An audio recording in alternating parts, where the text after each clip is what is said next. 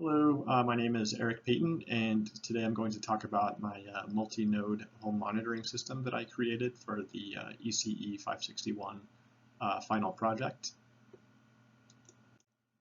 So basically an overview of the motivation for creating the system was I thought it would be useful to be able to keep track of just different environmental conditions around the home, whether that be maybe items of comfort like your air quality, your ambient temperature or humidity, as well as maybe more some other safety-minded sensing, which could be things like tracking the moisture conditions in normally dry environments, like in your basement, perhaps like if your water heater broke down and was leaking water onto the floor, or whether your stovetop was left on overnight or after leaving the house to be able to detect ambient heat in the air around your stove. And then lastly, perhaps maybe another example would be just keeping track of whether or not your house was secured at night or after leaving for a trip, making sure that your garage door was closed, as well as your front door. And then the way I went about creating this project was using low-cost single-board computers, both the Raspberry Pi and the ESP32, as well as a handful of low-cost sensors as well to create multiple nodes that could all communicate with this central Raspberry Pi hub. And so yes, here's a overview of the system. As I mentioned, we have the Raspberry Pi 3B. This kind of takes in all of the readings via Bluetooth to the individual ESP32 boards. And each of these boards are basically like a sensor node that collects information from a different part of the house. In this case, I have a TMP36 temperature sensor for the stovetop monitoring. I have an LM393 moisture sensor for the basement, and then lastly an HC SRO for ultrasonic range distance measuring unit, which can determine if the garage door has been closed or if it's still open.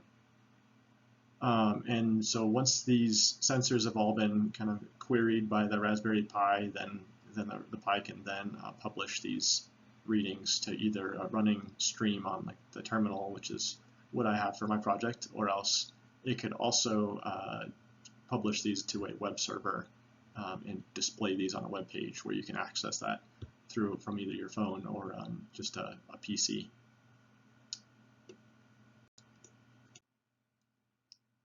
So starting out, I have the HC SRO4 sensor. So here's where I installed it next to my garage door. Basically, it uses a 3.35 volt / 5 volt level shifter in order to communicate with the ESP32 board, since ESP32 operates at 3.3 and the sensor operates at 5 volt. And then I connected these to the D5 and D18 GPIO pins. And let's see, the suitable range for this sensor was anywhere between 2 centimeters and 4.5 meters, which is more than enough for my application. It's also low cost, somewhere on the order of around $4, and very, very low power draw, just a few milliamps. The way this works, of course, is just with it sends out a series of pulses at 40 kilohertz, which is well above the 20 kilohertz upper bound that the human ear can hear. So acoustically, it's then measures the time that it takes to reflect off of the obstacle in front of it, and then calculates the distance from there. And I think one other thing to note too is that I could have placed this a bit higher up on my garage doors, because I'll have to make that adjustment just in case there's some other item here that might be obstructing the view of the sensor and falsely making the sensor or the board declare that the garage door has been closed when it is still open. Next, I have my basement moisture detector. So this was with the LM393, as I mentioned. So I sampled the data line from this sensor with one of the ADC ports on the ESP32 board. It's got a 12-bit ADC that it samples with, so I had to take that into account. The other item too is the sensor typically reads high when it's actually dry conditions, so I just simply inverted that and scaled it to create an index range that was usable for my purposes.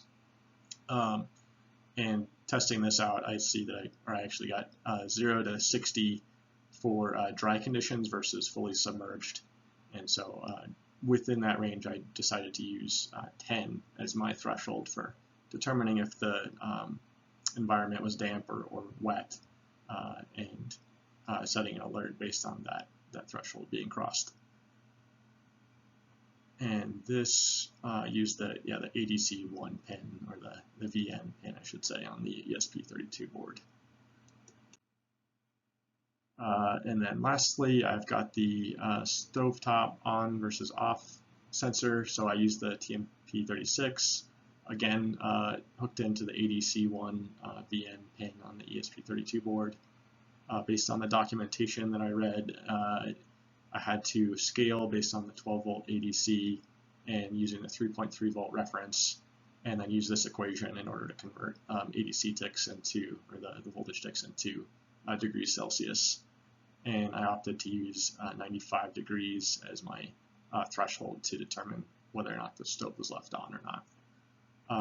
Of course, one limitation here is that if you've got a large stock pot full of soup or broth or something like that that's still in the stove, that will remain hot for potentially hours after the stove has been turned off, and so that could potentially fool the sensor, and it's just something to consider for the user that's making use of this system.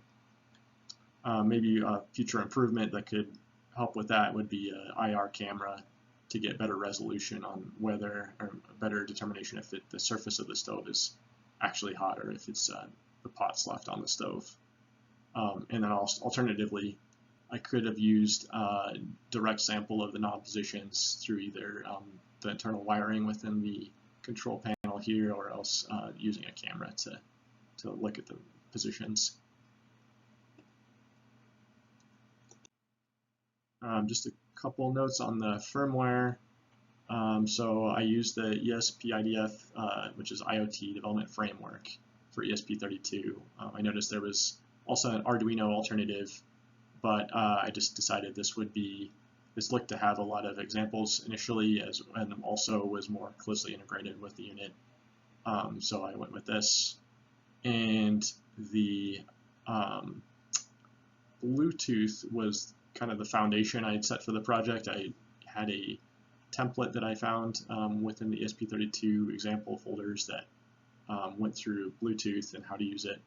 It was actually pretty challenging to get this to work for my project, but learning a bit about Bluetooth and the UUID characteristics and how to send the data via notifications, I think I was able to get that functional with a little bit of doing. Let's see, otherwise I used the BluePi module on the Raspberry Pi side in order to initiate the notification request, and from there I could retrieve the data from each of those sensor nodes, and then go ahead and post that to the terminal through periodic updates. And then meanwhile, a future application or a future improvement would be to, of course, use the web server, as I mentioned. So using an ISQL database and then posting the results with a Flask or Apache web server app. All right, so here's an overview of the results that I got from this project.